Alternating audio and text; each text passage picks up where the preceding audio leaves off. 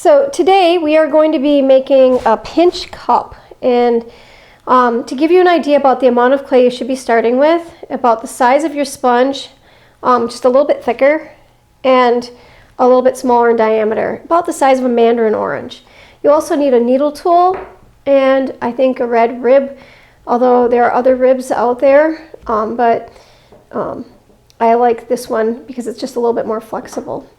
Now, I need to start by shaping the clay, and I'm using my hand to act as kind of like a mold. And I'm just pressing the clay into it. Starting with a really good foundation is important. It's like the foundation of a house. If you had an odd foundation, the house would crumble around it. So you want to make sure this is really strong. It's worth the time and the effort to make sure that the cracks are sealed, that you've shaped it well, so that you can build on top of it. Now the bottom of it is like cone shaped because of my hand. So I'm going to turn that over and I'm going to tap it down because that's going to be my foot eventually. And I also put a piece of paper down so this turns. Some people like to use like a Lazy Susan, or we have banding wheels at my house, but you can also just get by with a piece of paper that turns. So I'll do that today for you. I'm going to put my thumb in the center now so it looks a bit like a donut, and I don't want to go all the way to the bottom. I want to leave about a 1/4 to 1/2 inch thick foot. Oh, that was at an angle. Let's open that up just a little bit and take a better look. There we go. And I'll test that, see how thick this is. And it is a little bit more than a 1/2 inch. And so I think I could go down just a little bit more. Now I'm going to pinch my thumb towards my index fingers and my other fingers and just kind of pinch to move that clay up. When you squeeze, the clay has no choice but to move up. The angle of my hand is very important. If my angle of my hand goes like this, the clay will then go into this cavity here, making a bowl or a plate. So instead, I want to have my hand at a little bit of an angle. If I have it completely vertical, it will go straight up. If I want to go in, I change the angle of the hand to move my fingers inward. So really, you direct where the pot's going when you're making this. I'm going to go all the way around in a circle. I like to hold the clay in my hands, but if you want it to turn, you can do that pretty easily.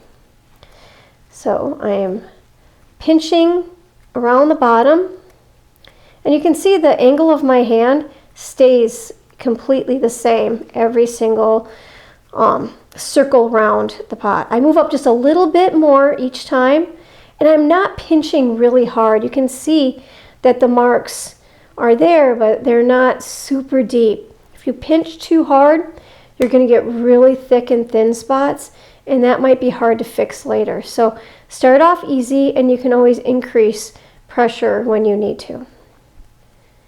Okay, now this looks like a good start to it. I know the lip is uneven, but I don't want you to worry about that early because this is way too early to be worrying about that. Now what I'm going to do is I'm going to move the clay with the side of my thumb.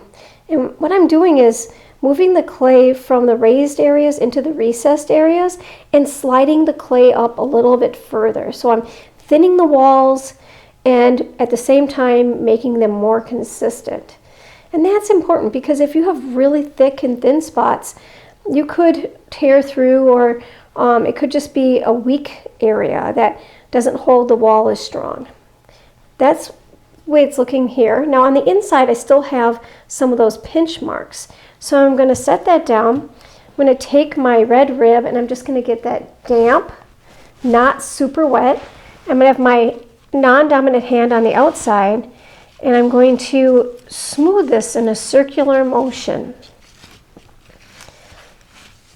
And I do that all the way around a few times. And what's happening is, you can see how smooth it is now, I've moved the clay from the raised areas into the recessed areas, but I've also been compressing the bottom, which is really important, compacting all those particles so they don't want to crack on you later. This is a good start, but this is a great time for me to flip it over and then work on my foot. So the foot is going to be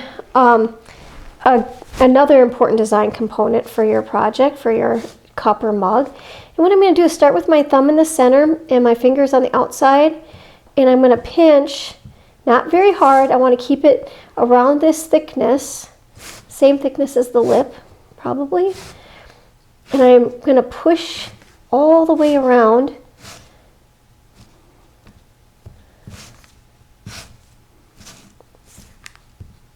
And then I'm going to kind of move this clay up as well. I'm going to pick that up to do that. Oh, that's much better.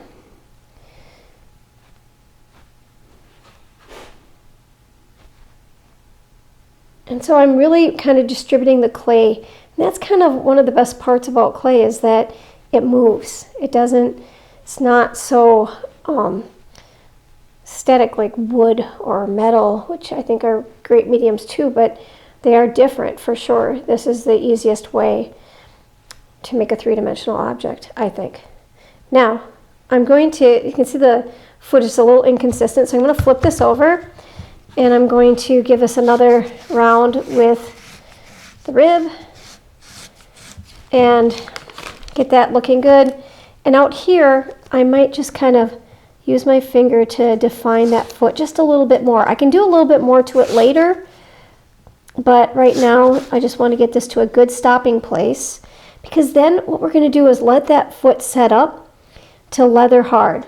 Leather hard is a state in drying that I think is a lot like a chunk of cheddar cheese, and not just because I'm from Wisconsin, but because you can move the clay on the surface, you can cut it, you can slice it, but it doesn't really accept your fingerprints. Once this is leather hard, it will be the strongest it's going to be until it goes through a firing process. So we want to take advantage of that, get this to leather hard, so when we flip it over to build on top, it doesn't smush. But I do want to keep the lip wet so I can work on it.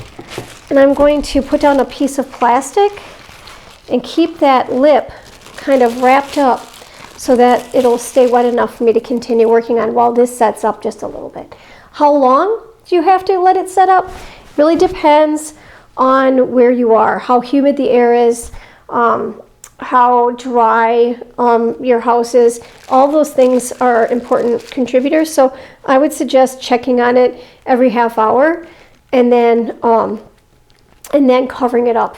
If you leave it out like overnight, it's going to get too dry. It'll get to bone dry, and then there'll be too much of a difference between that foot and the other part. It'll probably chip and break. Okay, we'll set that aside.